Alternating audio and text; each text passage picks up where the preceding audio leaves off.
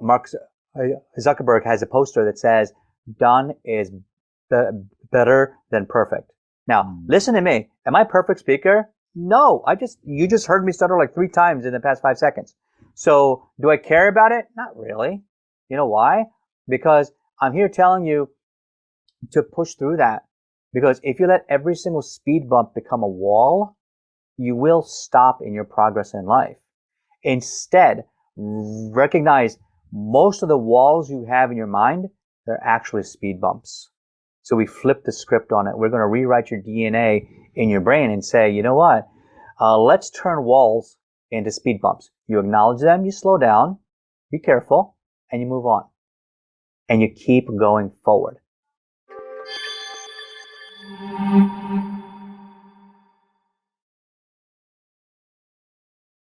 Hello, everybody, and welcome back to the show. Chuck Anderson here, and I've got another amazing guest for you. And look, if you have ever struggled with confidence or putting yourself out there, whether it be just taking on life or building a business or whatever it is that you're trying to do, and from time to time, when we're on this journey, sometimes there's the things that hold us back. Sometimes it's things from our past or our youth or whatever that get in there and they get into our heads and they cause a little bit of that little bit of freeze, that little bit of, hey, can I do this? Some fear, a lot of that. And that is something, if we're really going to achieve some great results in life, we're always striving to break through them. And my guest here today is a great example of breaking through and doing some amazing things. And I'm always curious to see what he's going to do next. I have Raja Vaidya here with me today. Raja, welcome, welcome, welcome. I'm so glad that you're here today. Hello, Chuck. I'm so pleased to be here. Thank you for having me on the show. So listen, I just built you up a little bit, but and I don't want to butcher your introduction. So I'm going to let you introduce yourself to everyone. Let everybody know who you are and what you do. And then, we're going to talk a little bit about, confidence and breaking through limitations and transformation, because I know you've got a lot of great stuff to share on all of that. Certainly. Well, here's what I give to people who want to introduce me on stage. Okay. Next up, from the fighting city of Philadelphia, the kickboxing, opera singing, cancer scientist from Philly, Rocky Balboa can't stand toe-to-toe to this guy, the amazing Raja Vaidya. And that would be me walking on stage.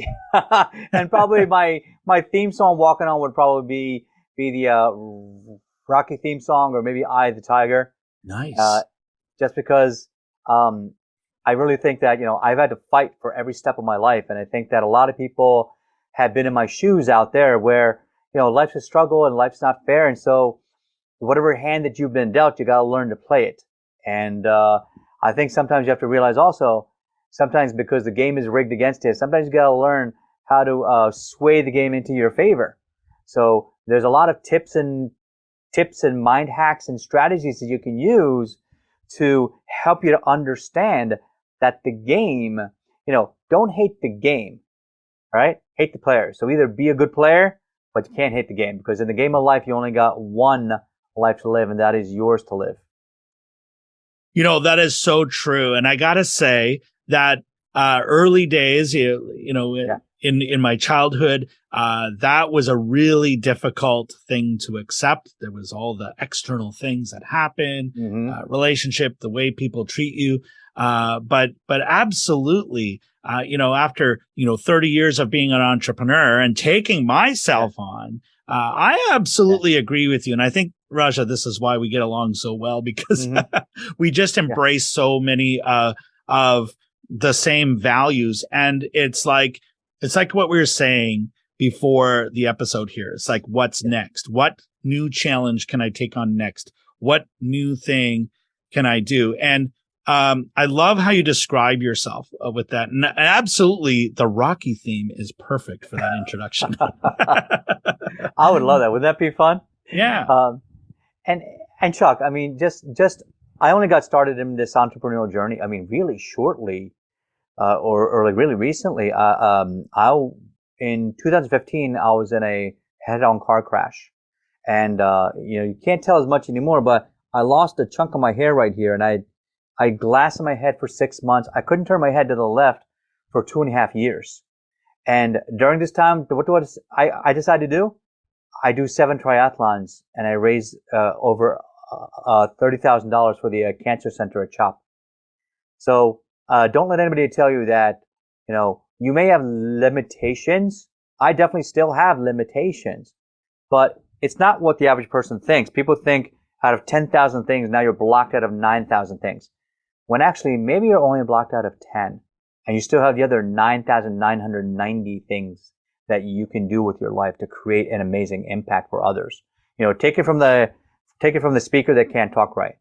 It wasn't until more recently I got my own speech impediment under control, and you will still hear me get tripped up on my words. I still have trouble with my L's, my M's, my W's. Sometimes I can't say my name because I get stuck on my R's.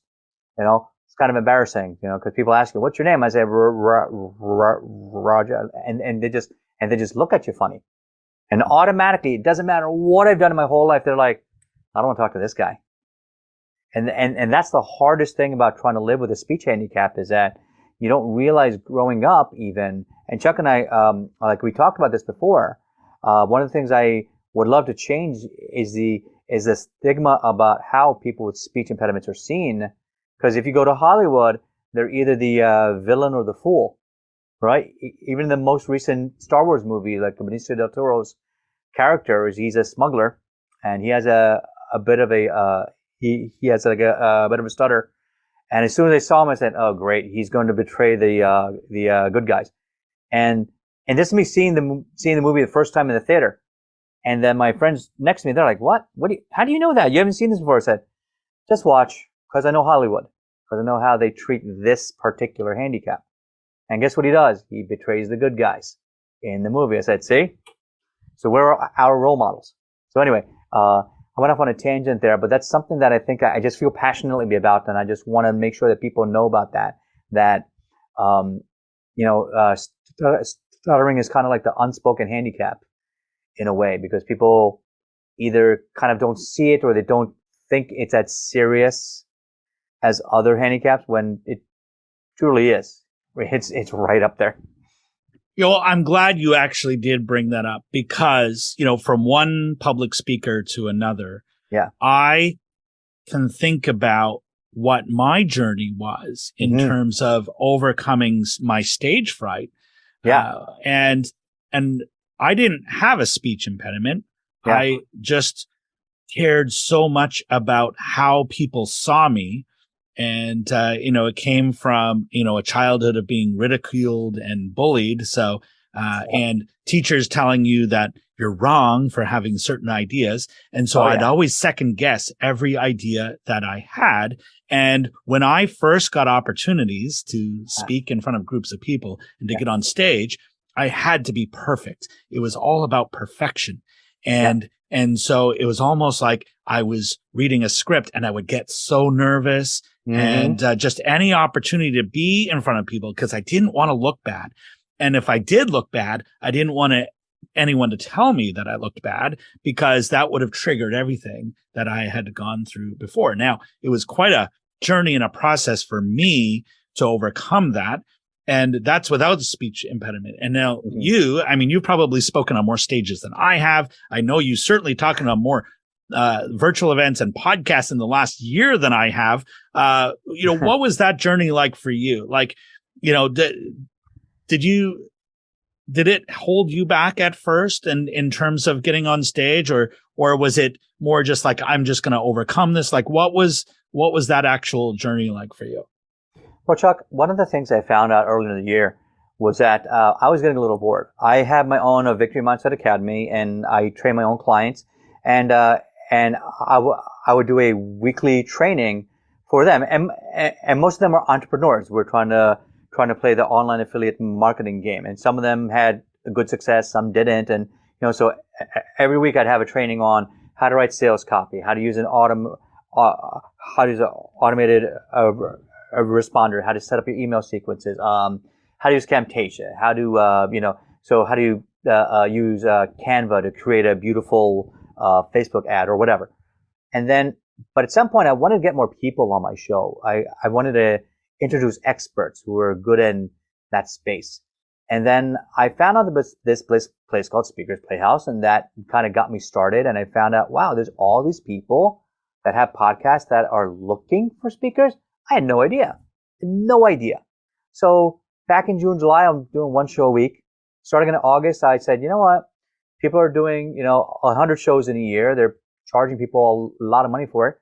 What if I just do it on my own and I just kind of do it in half the time? Just because I'm just figured, 2 times a week is 100 a year. Well, 4 times a week, that's only 1 a day, really. It's not too hard, right? So I drew my line in the sand, and even with my stuttering, I told everybody I'm going to try to do 100 stages in under 6 months. And so since I started the first week of August, that was August till until the end of December. Unfortunately, I didn't do it in 6 months. I did it in less than 4 months. And I actually did 140 in 123 days. And in the last month, just to see where my systems and automations would break, I did 22 interviews in a 7-day span, just to see if I could do it.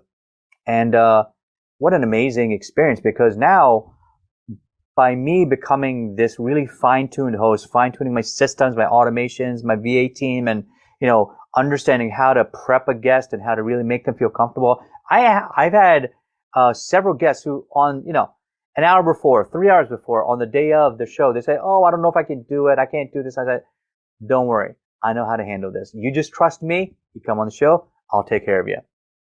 And they came on and they had a great show. And those are those skills you don't learn by doing your first show or your 10th or your 50th. You kind of learn it along the way. And that whole journey really empowered me to say, you know what? As a result of that, I launched a new program called Aim Higher, and that led me to help other people to launch their shows. So now they can become the amazing host. So then that way, being that amazing host that you can become, reaching that potential, that allows other people to say, "Oh, wow, I want that person on my show." So all of a sudden now I get 60% of the people on my show, and then about 40% I get referred to automatically. I don't chase anybody anymore. So that journey in the beginning was me chasing everybody. "Oh, come on my show, please come on my show." Now it's like I'm on 15 to 18 calls a week to try to fill 6 slots a week. And and originally it was only 10. It was 10 a week, and but now it's automated. So now this is the fun part, the easy part. Most of the hard work is done for me. So now I just enjoy it, and I meet some amazing people, Chuck.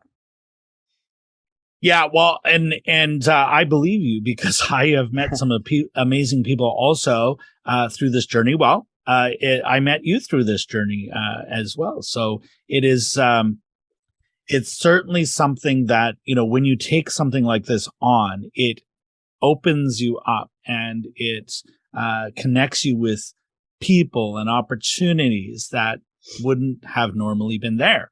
And let's go back to episode 1 for a moment. That first opportunity, because this is where we want to help people with their transformation. And it's like, if they're thinking, "Oh, one day I'll get on stage, or one day I will try to get on podcasts," and that one day, I think, is now. Like if you haven't already done it, One day was yesterday. How do you do it? Yes, exactly. How can you get on one this week? Tell us a little bit about what was that feeling before you did your first one, from the time where you kind of got the idea that you maybe wanted to do it, and then to the point where you had either worked up the courage or at least decided that you're going to do it, just so that we can inspire people on what that's like. Because what was that process for you in terms, or what was some of the things that came up, right? And then what was your process to kind of get through it? Well, first of all, in the first 50, I made so many mistakes. So here's the first thing I will tell you, is that be comfortable being uncomfortable. A lot of us are so comfortable being kind of stuck where we are, we don't want to move, and our brain is hardwired to stay in our comfort zone. So this is the reason why when we watch amazing feats of strength, or we watch amazing sports events or something in the Olympics, things inspire us because we can't imagine, wow, look at that person going beyond, when Carl Lewis first, broke a 10-second mile or a 10-second 100-meter, or when like Usain Bolt, who's the fastest man on earth now, or when like a Roger Bannister broke the 4-minute mile back in 1956. All these things were mind shifts because people thought that it wasn't possible. But on the headquarters of Facebook, Mark Zuckerberg has a poster that says, "Done is better than perfect." Now, listen to me. Am I a perfect speaker? No. You just heard me stutter like 3 times in the past 5 seconds. So do I care about it? Not really. You know why? Because I'm here telling you to push through that. Because if you let every single speed bump become a wall, you will stop in your progress in life. Instead, recognize most of the walls you have in your mind, they're actually speed bumps.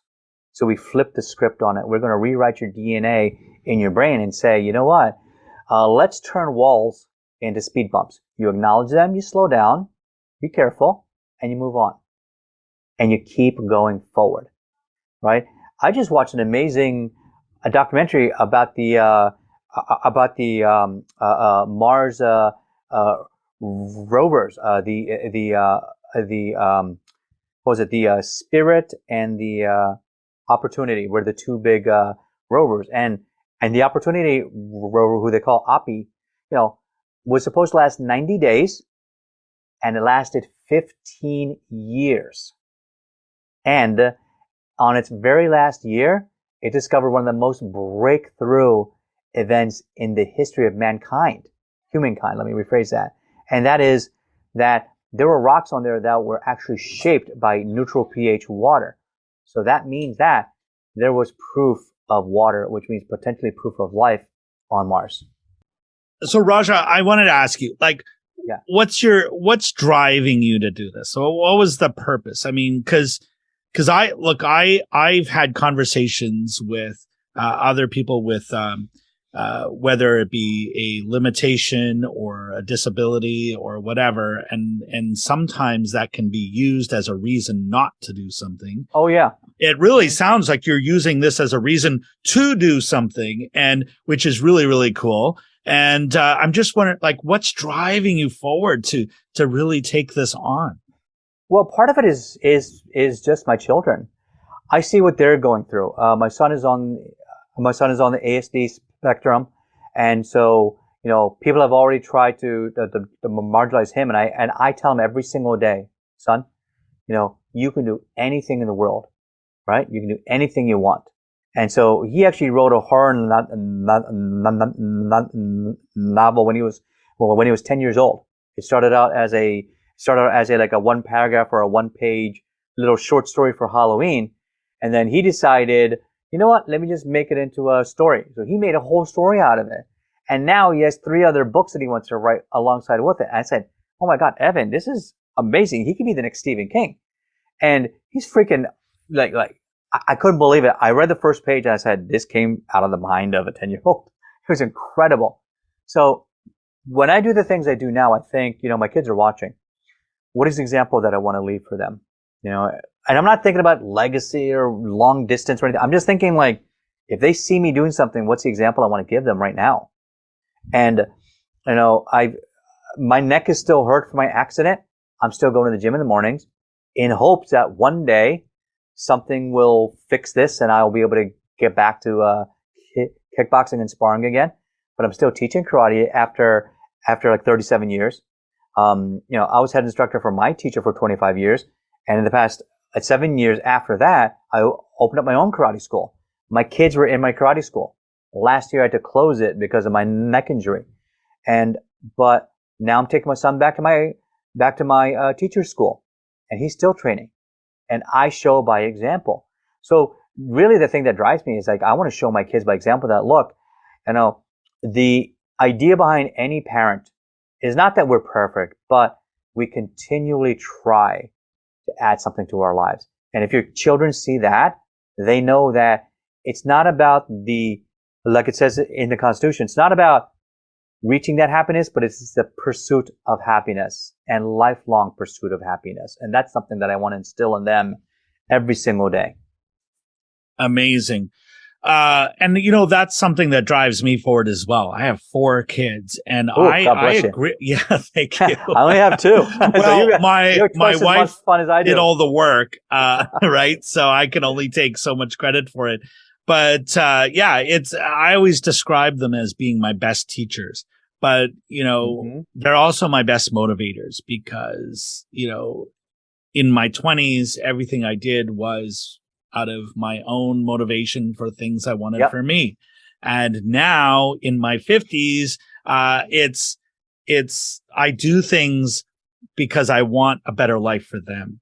And it's quite frankly, what's driven me for a long time in my business is that I want my clients to have a better life for themselves. And I think this is why I asked you about that why and that driving that purpose. And I'm glad you answered that the way you did, because I think family and our relationships are really the reasons why any of us do anything. I mean, whether it be to write a book or start a podcast or speak on stage or start a business or whatever it is. I mean, these are the reasons why we do things. There's usually some relationship in our life that is driving that forward. And so listen, hopefully, people who are listening into this are inspired to take that next step. And I mean, if you've been thinking about putting yourself out there and you haven't been, go book yourself on a podcast.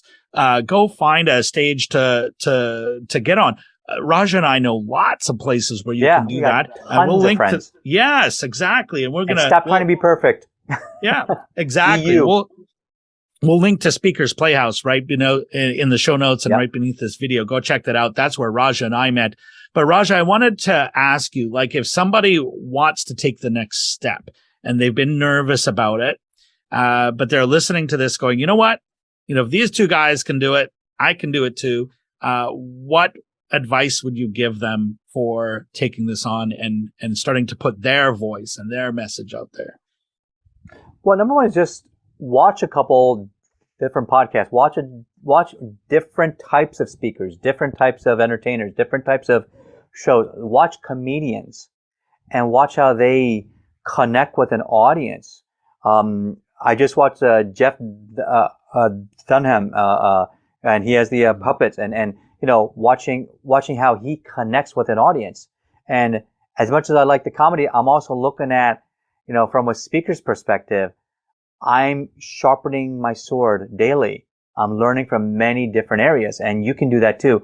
You can be see a lot of people, I think, and don't take this the wrong way. You start out as a dry sponge, right? Where when you pour water over a dry sponge, well, what happened? It kind of rolls off, right? Because you're just not quite coachable yet. So you kind of have to start to kind of drip that knowledge on there. And once you get that damn sponge, now the water can be really easily absorbed, right? And now my scientific mind takes over, because then now the amount of information that you can take in becomes limitless, because our brains work at such a rate that the faster we take in information, the more you're going to learn. Did you know that your brains actually think at about 475 words a minute, but we can only speak at about 125, 150. So your brain is thinking 3 times faster than your mouth can speak. That was one of the strategies I was told during speech therapy. Raja, your brain is thinking too fast and your mouth can't catch up. Slow down your speech and you'll be able to speak more fluently. And I hated that, but it worked. So was I coachable or not? Well, in the beginning, I was not coachable. But when I started to actually take advantage of those strategies and say, yes, different strategies work at different times. So now I'm able to speak a lot more fluently because I'm taking advantage of these strategies. See, now I let you in on the secret. So now you just saw my secret sauce. That is one of the strategies I do. And you're thinking, whoa, that was so cool. I said, yeah, that's one of 1,000 different things that you can do to improve yourself. Mm-hmm. And I'm not talking about just about speech disabilities or any kind of other challenges that people have. It is simply about people put self-limiting beliefs on yourselves. And we are taught this by our culture, our society, our education, our family, by our coworkers, our friends. And the hardest thing to do is to change. And growth is still change. So in the beginning, growth feels uncomfortable, it feels unnatural. But on the other side of that growth lies your greatest success. And you really have to break out of that box of fear that you've been trapped in. And that's really what I help people with. So, yeah. Well, you sure do. And thank you, by the way, for giving away part of your secret sauce. I don't know if that's all of your secret sauce, but it's definitely part of it. Speaking of which, I do know that you have a free download, the speakers for Speakers Confidence. Can you tell the folks a little bit more about that? Because we're gonna put a link to it beneath this video and in the podcast show notes so people can get that and learn from you. I think they can learn a lot from you, Raja. So absolutely. And they've already learned a few things just now, but I know you've got a lot more to offer. So tell us a little bit what's in that, and then we'll make sure we tell everyone to click the link here. Indeed. So I when I worked at Johnson & Johnson, I've been a cancer scientist for 25 years. My last 11 years, I worked at Johnson & Johnson, making multi-billion-dollar drugs. I didn't like to give talks or to give presentation to my lab or to like the large group of 200 oncologists.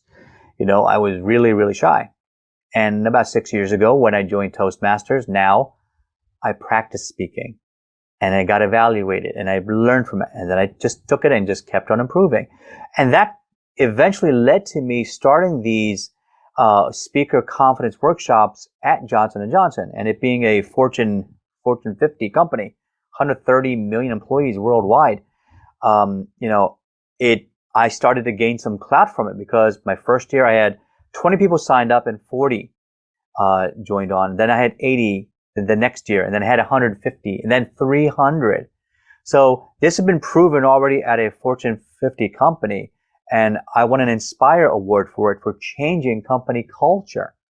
So this Speaker Confidence Workshop, I do this twice a month, alternating Tuesdays per month. So you can just click on the link and you can find out is the first Tuesday or the third Tuesday generally. And if you have an off month, it might change. It's okay. But just check out which date works for you, and come beyond there. It's about an hour or so long, and you will learn the how, the when, or the how, the what, and the why of how to create an engaging speech. And when you look engaging, you have confidence because now you're connecting with people not because of data, because any salesperson will tell you, facts tell, but stories sell, right? And I'm not trying to sell you anything. This is free. This is your opportunity to learn how to connect with your fellow human being. This is something that up until 5 years ago, I didn't know how to do. If somebody told me 5 years ago, hey, you're going to be a international speaker, you're going to be an amazing podcaster, you're going to have a book and a movie and oh my God, next week I have a book coming out on Times Square. I never thought any of this was possible.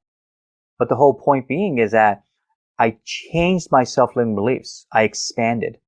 And when you expand your mind, you expand everything. And you create that black belt mind shift that I learned through karate after all these years. And truly, if I can just add one last thing is that, every person should take a martial art, not because you're going to go and fight. It's because I think if everybody took a martial art, there'd be less wars around the world, because you realize how fruitless fighting really is. Because once you achieve black belt, you realize how deadly you can be, and you create that, and you go from that white belt mind lock to that black belt mind shift. That spills over into every area of your life, into your business, your life, into your relationships, and it improves all of them, because then you see the world in a new way. You have a new filter coming in through your life. And that's what I want for the rest of the world. Wow, that is absolutely amazing. And I love what you're talking about, that mind shift and, what a great way to learn.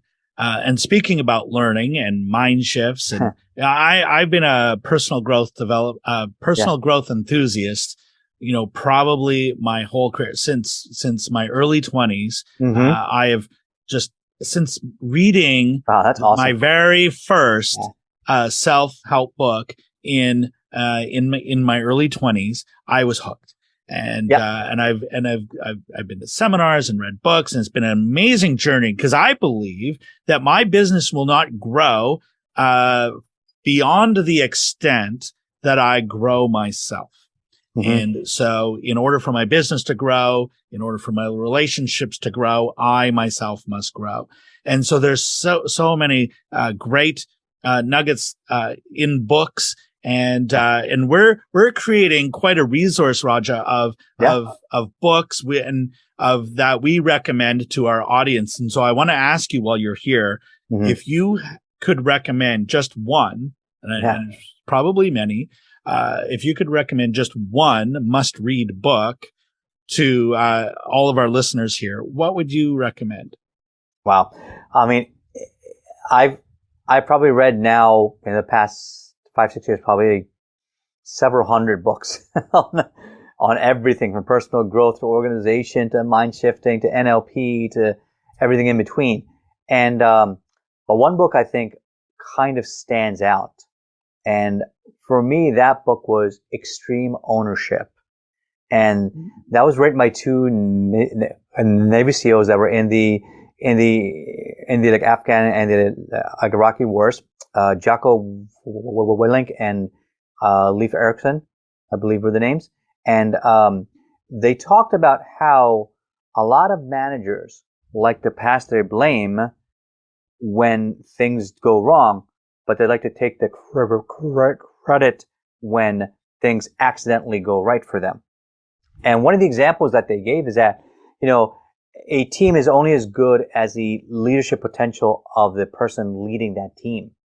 So there was in SEAL training is actually like one of the most physically and mentally strenuous training. And I really empathize with it because when I was training for my black belt and then my second degree, third degree, my master's rank, fourth degree, it was grueling. I'm talking a 3-hour physically and emotionally, mentally challenging test meant to break you. And some of the SEAL teams, they experience the same thing. So me going through a black belt test or them going through SEAL training, they're experiencing similar ideologies of, there's a team leader that has to train the team. And so there is one part of the training where they have this giant boats, rubberized boats that they have to carry over their head. And I think it's 6 people per boat. And I think they weigh about 400 or 500 pounds. So it's no joke. Apparently the slowest team kept getting punished over and over again. So for the entire training course, there was always the best team and there was always the worst team. So what they did is they changed the captains of those two teams. They flipped it from the best team to the worst team. And what they discovered was that the captain of the best team, he was a leader who inspired his team to work for them. Didn't punish them, didn't berate them, didn't put them down, but he was firm in how they needed to train and respond. The captain of the worst team, that's exactly what he did. He would put them down, yell at them, insult them, tell them they stink, they won't ever improve, and meanwhile expecting them to, actually, make some growth.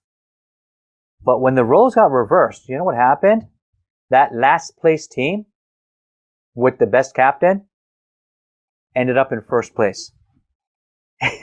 And wow. that worst captain, that new team that used to be best, they ended up somewhere in the mid pack to the bottom half because of the leadership.